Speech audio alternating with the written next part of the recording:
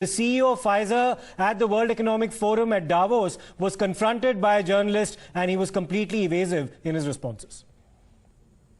Can I ask you, when did you know that the vaccines didn't stop transmission? How long did you know that without saying it publicly? Thank you very much. I'm sorry. Answer that question. I mean, we now know that the vaccines didn't stop transmission, but why did you keep it secret? You said it was 100% effective, then 90%, then 80%, then 70%. But we now know that the vaccines do not stop transmission. Why did you keep that secret? Have a nice day. I won't have a nice day until I know the answer. Why did you keep it a secret that your vaccine did not stop transmission? Is it time to apologise to the world, sir? To give refunds back to the countries that poured all their money into your vaccine that doesn't work, your ineffective vaccine? Yeah, you have a little bit around. Are you not ashamed of what you've done in the last couple of years? Do you have any apologies to the public, sir? Are you proud of it? You've made millions on the backs of people's entire livelihoods. How does that feel to walk the streets as a millionaire on the backs of the regular person at home in Australia, in England, in Canada? What do you think about on your yacht, sir? What do you think about on your private jet? Are you worried about product liability? Are you worried about myocarditis? What about the sudden deaths? What do you have to say about young men dropping dead of heart attacks every day?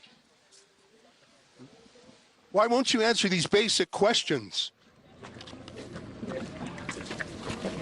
No apologies, sir. Do you think you should be charged criminally for some of the criminal behaviour you've obviously been a part of? How much money have you personally made off the vaccine?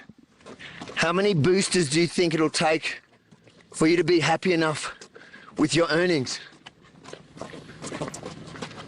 Nothing? Who did you meet with here in secret? Will you disclose who you met with? Who did you pay commissions to? In the past, Pfizer has paid $2.3 billion. So we also, of course, saw what Rajiv Chandrasekhar, the minister from the NDA, had to say about India's decision not to go ahead with the Pfizer vaccine. Here's the national spokesperson of the BJP, Mr. Shehzad Poonawala, on this.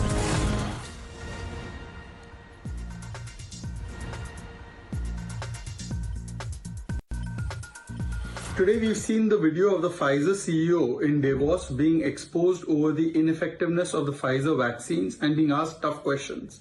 But it reminds us of the time when political parties in India, particularly the Congress party, its leader Rahul Gandhi, likes of Jairam Ramesh and even likes of Arvind Kejriwal were batting for foreign-made vaccines.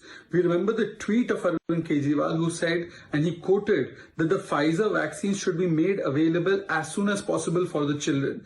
The Congress party too was batting for all kinds of relaxations to be given to the Pfizer vaccine. Today, shouldn't this entire ecosystem, which was openly batting for this foreign-made vaccines and degrading the Indian-made vaccines, apologize and tell us what deal they had? Or what was the kind of motivation they had? Now, Mr. Mansukh Mandavia, the Union Health Minister, had in fact cited several reasons as to why Pfizer's vaccine had been rejected by Indian authorities. Firstly, that Pfizer had placed a condition before the Indian government for vaccine access. That Pfizer had asked India to sign an indemnity clause that would protect Pfizer in the event of anything going wrong with the administration of the vaccine. In case of any side effect or if somebody died, Pfizer had claimed that it would not be held responsible.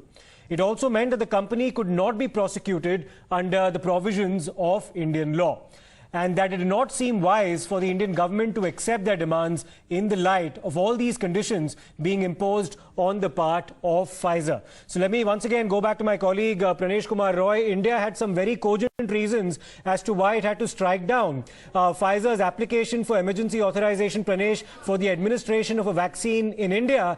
And throughout, right from November 2020, when Rahul Gandhi had said on his Twitter handle that Pfizer has come out with a very promising vaccine, and the logistics of how that vaccine ought to be distributed in India ought to be examined. And then you had the likes of Karti Chidambaram as well, basically asking the Indian government on several occasions as to why Pfizer had not been given the go-ahead.